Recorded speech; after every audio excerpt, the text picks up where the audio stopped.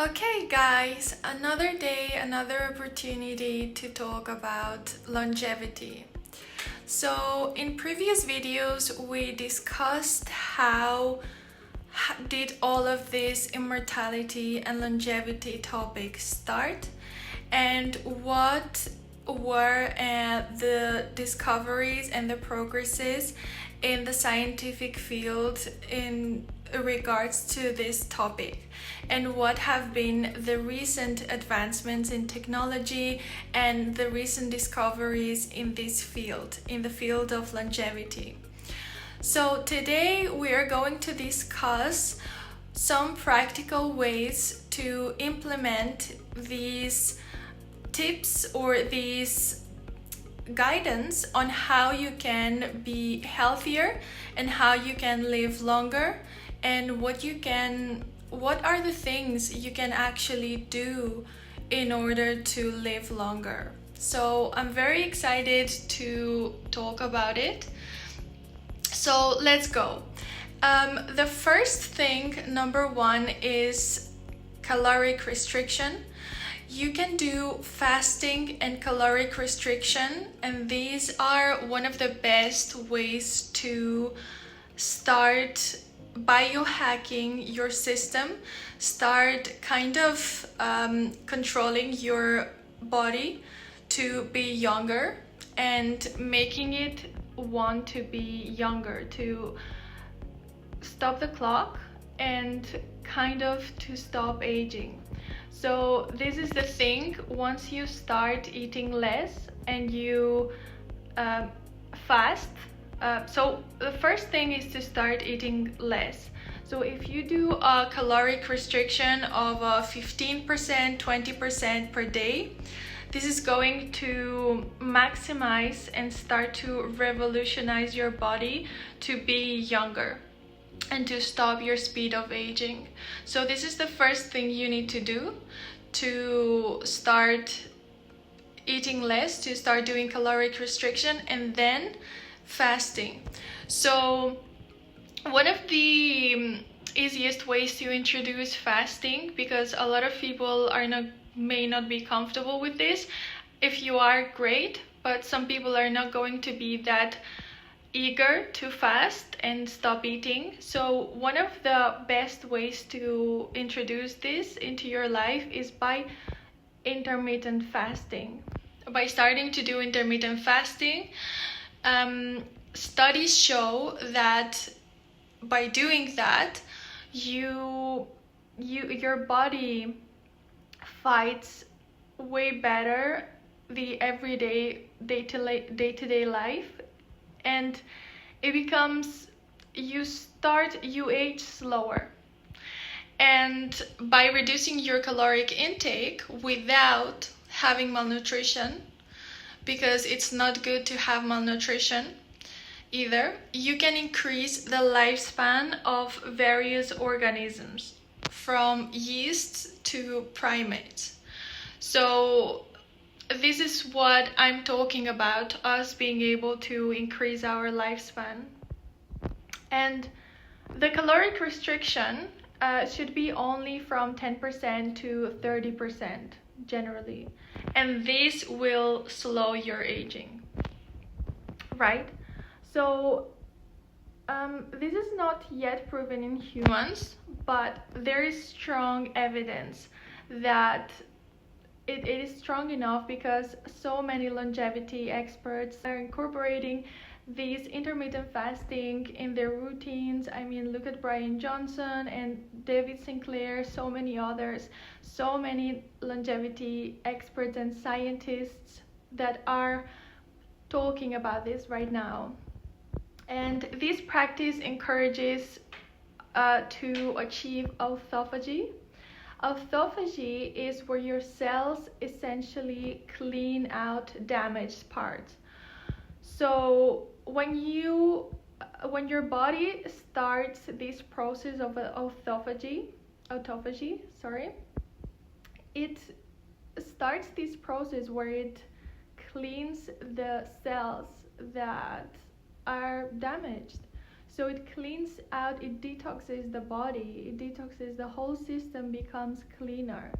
So it is definitely slowing aging. So that is a good thing to do. And it lowers the risk of chronic diseases. So if you're a person who right now is worried about having disease or is starting to feel really clunky, really that your system is heavy down and you need something to stop this feeling bad, and you're worried about chronic disease as well, fasting and caloric 10% to 30% caloric restriction is something you can do. And so the number 2 thing that you can do is sleeping more. So I have mentioned this before.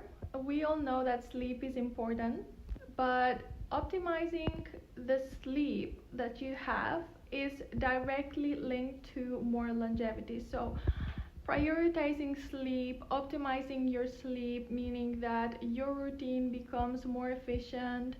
It's in terms of going to sleep every day at the same hour every night. Brian Johnson, for example, another longevity expert that many of you may know about, also talks a lot about this, and it is about putting sleep at the first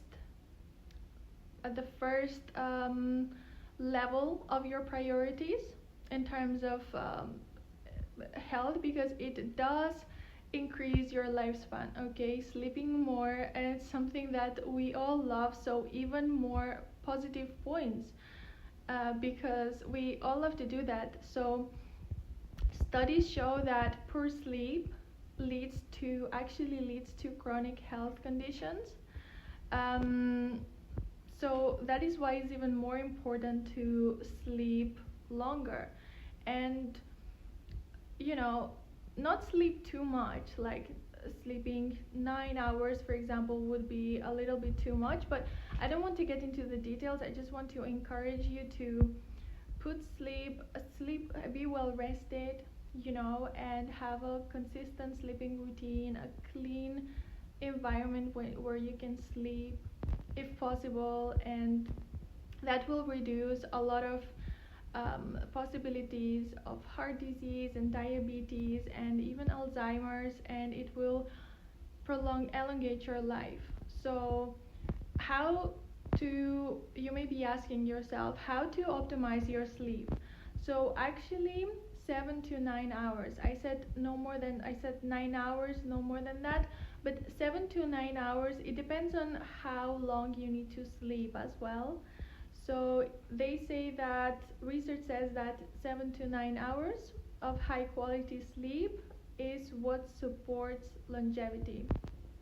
And then everything that I mentioned, so fasting, reducing caloric intake, and sleeping more. So these are some of the 3 things you can do right now to immediately increase your life.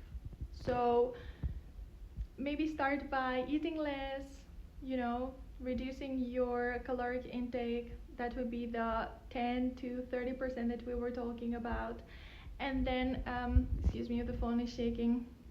And then start sleeping more, get some good rest, and then do fasting as well if you can. If you can take it, do fasting. Some people may not be able to take it straight away, but I want to think that everyone will be able to do it. So just do it, go for it, and do it. Go and fast. Right? So what I was saying about sleeping, I guess that it's understandable for everyone. I'm not going to get more into the details. I mean, have a dark environment, have a silent environment, all of that. And then I'm going to go to the other point, which is which is having more stress.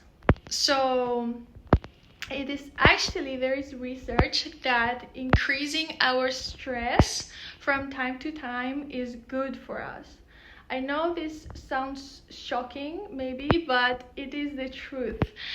For us right now, having, stress, which is the concept of hormesis, is the idea that small amounts of stress on the body can actually make it stronger over time. So if we have stress, some small amounts of stress from time to time can make it stronger. So that is why people have cold exposure, they do cold baths, and high intensity exercise. Excuse me, the phone is shaking. And that is why so many people do that, because it is actually good for us. So stress is good for us. And people even do heat exposure. So there are things like saunas, and if you go to saunas, it has been shown that it can activate your cellular repair mechanism. So your cellular repair starts being bigger, and your body repairs itself and creates all the mechanisms for it to be better, and so it extends lifespan. And this is shown to happen in various organisms, not just humans, but it is like that for us. So it is a great thing to do saunas, cold exposure, to cold showers, and things that put our body under small amount of stress, right? So if you can find things to do that, it will help you to live longer. Now, for example, cold therapy, like, why am I saying this? Because cold therapy, there's something that is called cold therapy, and this stimulates brown fat.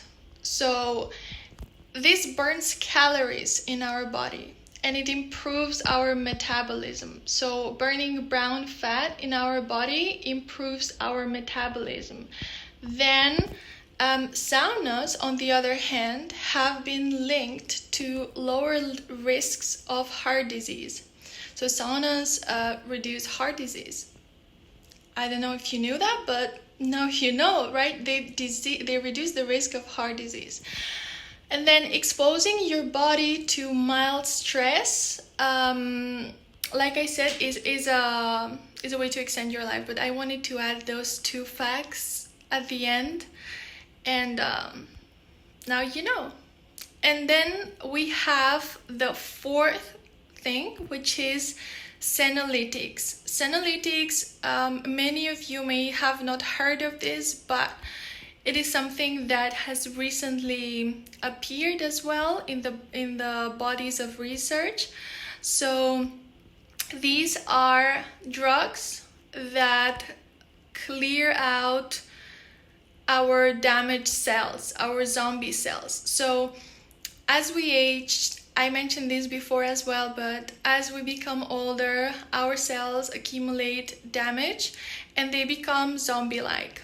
And some of them stop dividing. They stop being young.